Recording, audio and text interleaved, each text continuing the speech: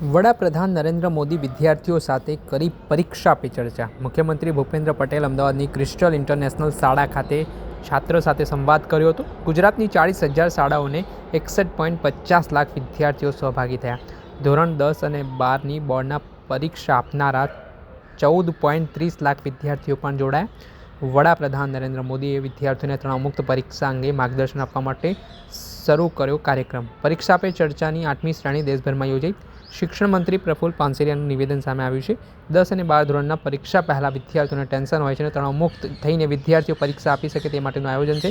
દરેક રાજ્યના વિદ્યાર્થીઓને આજે વડાપ્રધાન નરેન્દ્ર મોદી દ્વારા પરીક્ષા પે ચર્ચા કાર્યક્રમ અંતર્ગત ચર્ચાઓ કરવામાં આવી હતી, જેમાં વાલીઓ અને શિક્ષકોને શિક્ષણ મંત્રીની સૂચના બાળકોને મહેનત કરવા દેવી જોઈએ. એક પણ વાલી પોતાના બાળકોને પ્રેશર ના કરે તેમજ કોઈ પણ શિક્ષક પોતાના વિદ્યાર્થીઓને ટાર્ગેટ ના આપે તે પ્રકારની વાત પણ કરી હતી ને શિક્ષણ મંત્રીએ પોતે વિદ્યાર્થીઓને સપોર્ટ આપ્યો હતો, હૂંફ આપી હતી.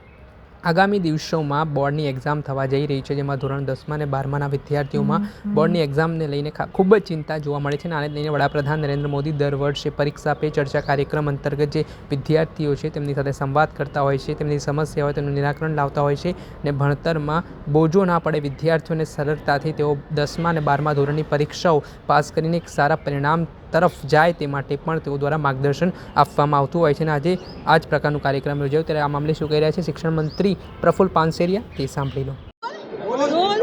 સર, આજ પરીક્ષા પે ચર્ચા કરવામાં આવી છે.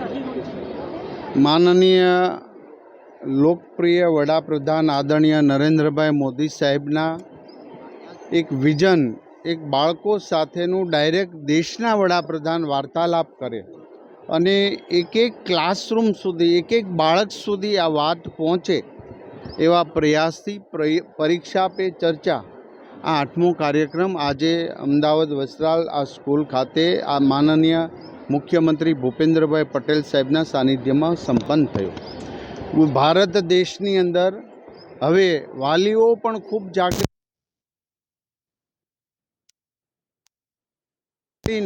10મા અને 12મા ધોરણના બોર્ડમાં પાસ થવા માટે સતત પ્રયાસ કરે, સતત મહેનત કરે છે. ત્યારે એક પ્રકારનો તણાવ હોય છે, એક પ્રકારનું ડિપ્રેશન હોય છે, એક પ્રકારનું ટેન્શન હોય છે. તો આ ટેન્શન મુક્ત રહી એક હસતું ખીલતું બાળક 10મા અને 12મા ધોરણની પરીક્ષા આપે એ હેતુસર આદરણીય વડાપ્રધાન મોદી સાહેબ આ એક પ્રયોગ શરૂ કર્યો હતો અને આજે ખૂબ સફળ રહ્યો છે. અનેક બાળકોના મનની અંદર એવા અનેક પ્રશ્નો હોય છે જેના સોલ્યુશન થાય છે. ભારતભરના તમામ રાજ્યના સ્ટુડન્ટ્સ આદરણીય નરેન્દ્રભાઈ મોદી સાહેબ સાથે જ્યારે ચર્ચા કરીને એનો લાભ દરેક વિદ્યાર્થીને મળે. પરંતુ એક નિચોડ એ છે કે બાળકને માત્ર મહેનત કરવા દો, એને સવલત આપો, પરંતુ વાલીઓ અને શિક્ષકો દ્વારા એમને ટેન્શન નહીં આપો કે તું 90% લાવજે, તું 95% લાવજે. આ સૌથી મોટી ભૂલ હશે. માટે આજથી દરેક વાલીઓને આદરણીય નરેન્દ્રભાઈ મોદી સાહેબે જે વિનંતી કરી એને હું દોહરાવી રહ્યો છું. એક પણ વાલી પોતાના બાળકને પ્રેશર નહીં કરે, એક પણ શિક્ષક પોતાના બાળકને ટાર્ગેટ પૂર્ણ કરવા માટેનો ટાર્ગેટ નહીં આપે. એને સવલત આપો, એને પાછળથી સપોર્ટ આપો, એમને હૂંફ આપો. બસ આટલું કરીશું ને તો બાળક આપણું હસતું ખીલતું રમતું એ પરીક્ષા આપશે.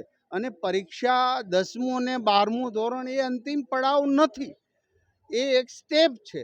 કોઈ સફળ થશે, કોઈ નિષ્ફળ જશે. નિષ્ફળ જશે તો પણ એને એ અનેક પ્રકાર સફળ થયા છે એવા હજારો દાખલા છે. માટે સૌ બાળકોને હું હૃદયપૂર્વકની શુભકામનાઓ છું અને વાલીઓને વિનંતી કરું છું કે બાળકને પ્રેશર ન કરે. આ હતા શિક્ષણ મંત્રી પ્રફુલ પાનસેરિયા. તેમણે જે રીતે વડાપ્રધાન નરેન્દ્ર મોદી દ્વારા પરીક્ષા પે ચર્ચા કાર્યક્રમ અંતર્ગત જે વિદ્યાર્થીઓ સાથે સંવાદ કર્યો હતો તેને લઈને તેમણે માહિતી આપી હતી અને કેટલાક સૂચનો તેમણે વાલીઓને પણ કર્યા હતા. દર્શક મિત્રો, એન કવરેજ ન્યૂઝને આપ લાઇક કરી લો, સબસ્ક્રાઇબ કરી લો અને શેર કરવાનું ભૂલતા નહીં. સાથે જ આ કાર્યક્રમમાં અમદાવાદના મેયર પ્રતિભા જૈન, ધારાસભ્ય સર્વબાબુસિંહ જાદવ, અમૂલ ભટ્ટ, હસમુખ પટેલ, પૂર્વ મંત્રી પ્રદીપસિંહ જાડેજા, શિક્ષણ વિભાગના અગ્ર સચિવ મુકેશ કુમાર, જિલ્લા કલેક્ટર સુજીત કુમાર, જિલ્લા વિકાસ અધિકારી વિધેય ખરે, ક્રિસ્ટલ ઇન્ટરનેશનલ સ્કૂલના ટ્રસ્ટી શૈલેષભાઈ પટેલ સહિતના અગ્રણીઓ, અધિકારીઓ અને પદાધિકારીઓ તેમજ શાળાના શિક્ષકો અને વિદ્યાર્થીઓ મોટી સંખ્યામાં ઉપસ્થિત રહ્યા હતા. દર્શક મિત્રો, એન કવરેજ ન્યૂઝને આપ લાઇક કરી લો, સબસ્ક્રાઇબ કરી લો અને શેર કરવાનું ભૂલતા નહીં.